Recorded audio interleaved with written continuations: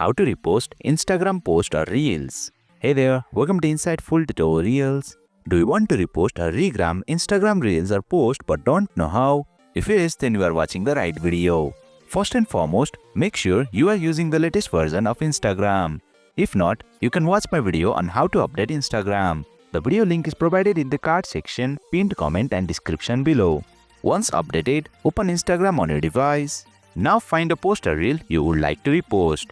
You will notice a new repost icon right beside the like, comment and share icons. Just tap on it to repost. But please keep in mind that you may not see the repost icon on all posts or reels. This is because the uploader or owner can restrict others from reposting by turning off the feature for their post or reels.